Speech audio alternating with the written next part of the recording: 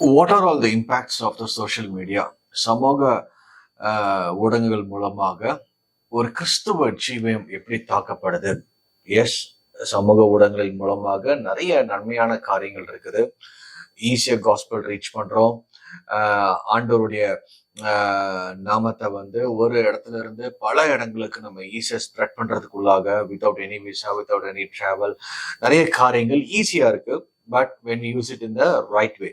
அந்த other side, இன்னொரு side நம்ம பார்க்கும்போது அது என்னென்ன இந்த மாடர்ன் சொசைட்டியை எப்படி கெடுக்குதுன்னு சொல்லிட்டு பிப்ளிக்கலாகவே நம்ம அதை கம்பேர் பண்ணி இன்னைக்கு பார்க்க போறோம். அதாவது social media versus Bible. Bible என்ன கற்றுக் கொடுக்குது, சோஷியல் மீடியா என்ன கற்றுக் கொடுக்குது நம்ம இன்னைக்கு பார்க்கணும்.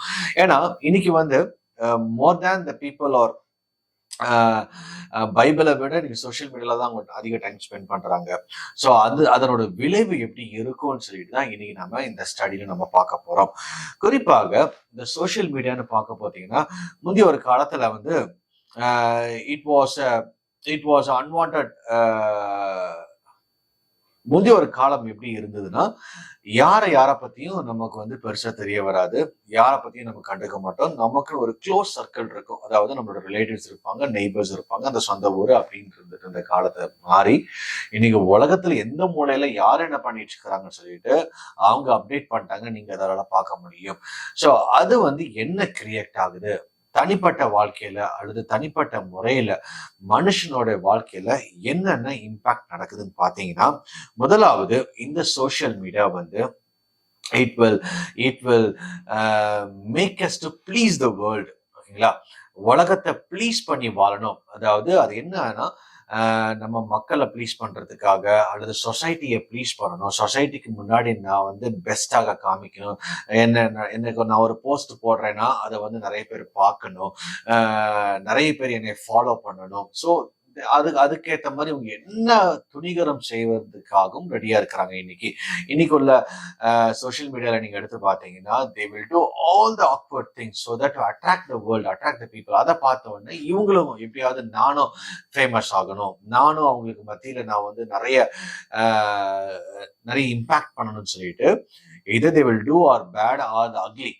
எது செஞ்சாலும் எப்படி பண்ணாலும் மக்கள் என்னை பார்க்கணுங்கிற அந்த ஒரு மோட்டிவ்லே, அதாவது they love to please the world. ஓகேங்களா?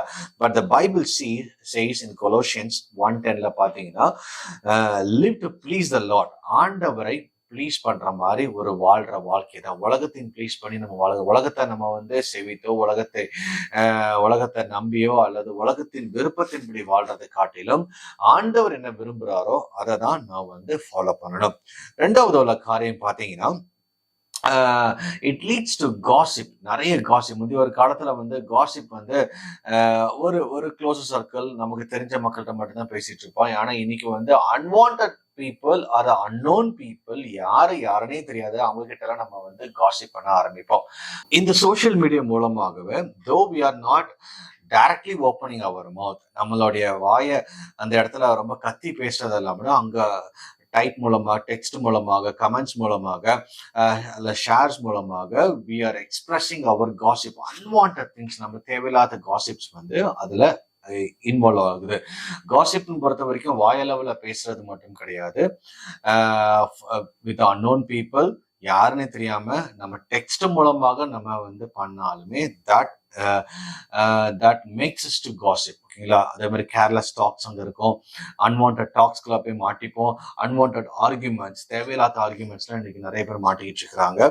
ஸோ அதே போல பைபிள் என்ன கற்றுக் கொடுக்குதுன்னா, Ephesians 4:21 teaches to speak truthfully. ஓகேங்களா? நமக்கு வந்து உண்மையே பேசுறதுக்கு அல்லது நீதியின்படி வாழ்றதுக்கு, மற்றவங்களை கனப்படுத்துறது படியா, மற்றவங்களை ஹர்ட் பண்ணாதபடி, மற்றவங்களை வந்து உடைக்காதபடி, அவங்கள வந்து தாக்காதபடி, நம்ம வந்து அவங்கள லிஃப்ட் பண்ற, அவங்கள மோல்ட் பண்ணி ஷேப் பண்றதுக்குள்ள ஒரு டாக் தான் நமக்கு இருக்கணுமே தவிர it's not the gossip talks. ஓகேங்களா? அதுக்கப்புறம் அதுல பார்த்தீங்கன்னா, ஆசை நமக்கு தூண்டும். சோசியல் மீடியால நெறைய பேர் போஸ்ட் பண்ணுவாங்க. அந்த கண்ட்ரிக்கு போயிருக்கிறேன், இந்த கார வாங்கியிருக்கிறேன், நான் வந்து டூருக்கு பிளான் பண்ணியிருக்கிறேன் அப்படின்னு ஒவ்வொருத்தவங்களும் அன்னோன் பீப்பிளே போடுவாங்க. மேரேஜ் முடிச்சுட்டு ஃபர்ஸ்ட் டேவே நாங்க இங்க போனோம், இந்த கண்ட்ரீஸ்க்கு போனோம், இந்த கார் வாங்கியிருக்கிறோம், இந்த இந்த பங்களா புக் பண்ணியிருக்கிறோம், இந்த ஹோட்டல்ஸ் இப்படி இருக்கு, ரிவ்யூஸ் இப்படி இருக்குன்னு சொல்லிட்டு. So they are making us to fall in love with worldly position. வேர்ல்ட்ல என்ன அச்சீவ் பண்ணலாம், வேர்ல்ட்லி பொசிஷன்ஸ்க்கு மேல ஒரு டிசைர் உண்டு பண்றதுக்குள்ள பிளாட்ஃபார்மா இன்னைக்கு சோஷியல் மீடியா இருக்குது. ஓகேங்களா? அப்போ நிறைய இது கம்பேர் பண்ணி பார்க்கறதுக்கு இந்த சோஷியல் மீடியா வராங்க.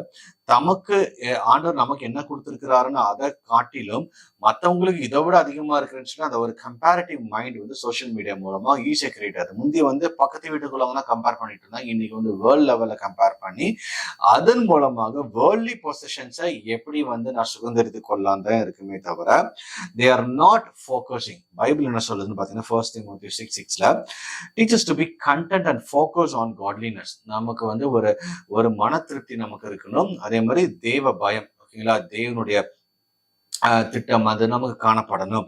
உலகத்தின் சுதந்திரிக்கிறது கிடையாது, ஆத்மாவை சுதந்திரிப்பதற்காக நம்ம சோசியல் பிளாட்ஃபார்மை நம்ம யூஸ் பண்ண வேண்டும். அதுக்கு அடுத்த நாளாவது பாத்தீங்கன்னா, இது ஆட்டோமேட்டிக்கா ஒரு செல்ஃப் ஃபோக்கஸ்டு லைஃப் தாங்க வரும். ஓகேங்களா?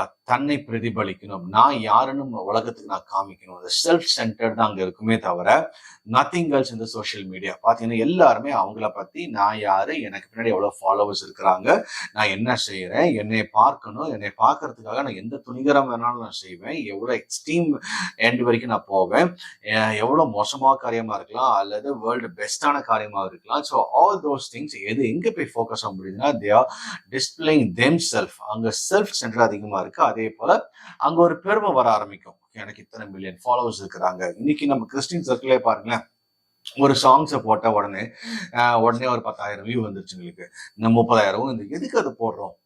யாரை நம்ம வந்து why we are self promoting. நமக்கு அந்த இடத்துல ஒரு நமக்கு இன்னைக்கு எப்படி வந்து ஒரு செக்யுலர் பீப்புள் பண்றாங்களோ அதே தான் we are trying to display, trying to promote us. எங்க சாங்ஸ் இத்தனை பேர் பார்த்துருக்காங்க, எங்களோட வீடியோஸ் இத்தனை பேர் பார்த்துருக்காங்க, 1 million view, 2 million view, 10 million view, we crossed within 2 hours, within 3 hours.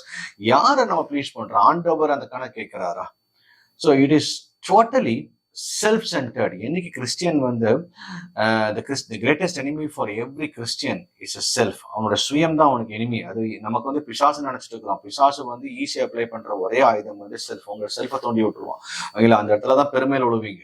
அந்த பெருமையில் ஒழுகும் போது ஆண்டவராலே நினைச்சாலும் காப்பாற்ற முடியாது. ஸோ இன்னைக்கு நிறைய பேர் இந்த சோஷியல் மீடியா மூலமாக தே ஆர் செல்ஃப் சென்டர்ட். அந்த இடத்துல ஒரு ப்ரைடா தான் மாட்டிட்டு இருக்காங்க. பட் அதே நேரத்துல நீங்க பைபிள்ல பாத்தீங்கன்னா, பிலிப்பியன்ஸ் 2:3 and 4ல அங்க வந்து நமக்கு ஒரு ஹியூமிலிட்டி ஆண்டவர் நம்மகிட்ட எதிர்பார்க்கிறாரு. அதே மாதிரி நம்ம அடுத்தவங்களை சர்வ் பண்றதுக்குள்ள இருதயம் நமக்கு தேவைப்படும். ஓகேங்களா?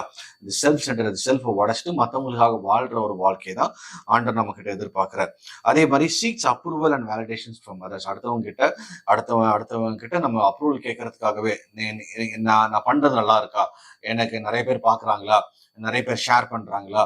ஸோ அதுல என்ன இருக்குன்னா, அதோட motive behind they are seeking approval from the world, approval from the people around them, approval from the connected people in the social media. யாரெல்லாம் கான்டாக்ட் இருக்கிறாங்களோ அவங்க கிட்ட எனக்கு ஒரு அப்ரூவல் வேணும். சரிங்களா? அவங்க என்னைய வந்து அப்ரூவ் பண்ண, அவங்க எனக்கு லைக் பண்ணணும், என்னோட வியூஸ் இத்தனை பேர் போகணும். அப்போ அவங்கள குறித்து யோசிக்க மாட்டாங்க. ஆண்டவர் அப்ரூவ் பண்ணாருன்னா யோசிக்க மாட்டாங்க. மக்கள் என்னைய வந்து நம்பணும், மக்கள் எனக்கு வந்து ஆதரவு தரணும், அதுதான் அவங்களுடைய ஒரு பிரதானமாக இருக்கிறது. ஆனா அதே இது கலேஷியன்ஸ் 1:10ல பாத்தீங்கன்னா, we need to seek God's approval.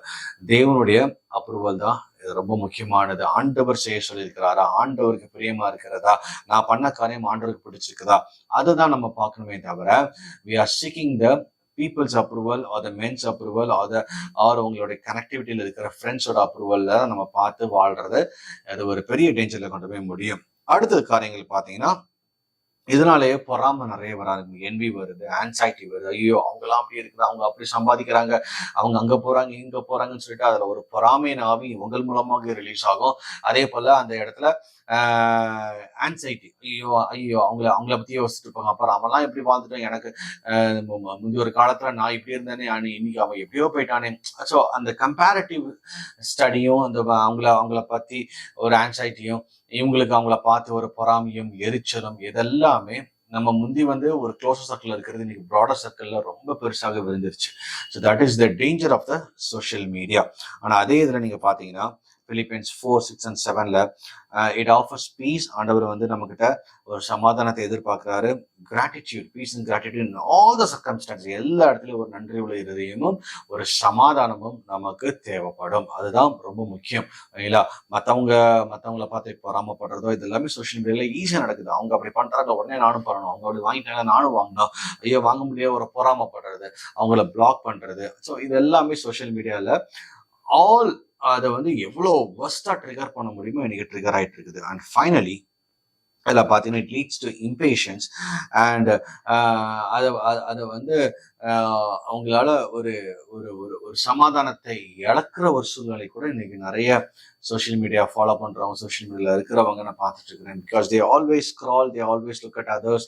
அவங்கள பத்தியே யோசிச்சுட்டு இருப்பாங்க. அவங்க என்ன போட்டிருக்கிறாங்க, அவங்க எங்க போட்டிருக்காங்க, அந்த போட்டோ போட்டாங்களா, ஐயோ அவங்க இத்தனை பேர் லைக் பண்ணியிருக்காங்க, அது யார் லைக் பண்ணியிருக்கிறாங்க, நம்ம ஃப்ரெண்ட் அங்கே லைக் பண்ணியிருக்கோம், எனக்கு ஏன் பண்ணல. ஸோ இந்த மாதிரி ஒரு லாட் ஆஃப் இம்பேஷன்ஸ் அந்த இடத்துல ஒரு நிறைய அன்னெசரி மைண்ட்ல ஒரு பெரிய இம்பாக்ட் ஆகும். Though it will not affect physically but mentally it's affecting lot of thing. Especially when I talk about the Christian moral, அது இடத்துல கிறிஸ்டியன் கேரக்டர்ஸ் கிட்ட நிறைய அஃபெக்ட் பண்ணுது. இல்ல ஆண்டவர் எதிர்பார்க்கிற அந்த ஆவிக்குரிய கனிகள், பிப்ளிக்கல் ரீதியில ஸ்பெண்ட் பண்ண வேண்டிய ப்ரேயர் டைமா இருக்கலாம் அல்லது வர்ஷிப் டைமா இருக்கலாம். இட்ஸ் ஆல் அதுல வந்து மாட்டி நீங்க ஸ்க்ரால் பண்ண ஆரம்பிச்சீங்கன்னா ஒரு 2 hours எப்படி போகுதுன்னே தெரியாது.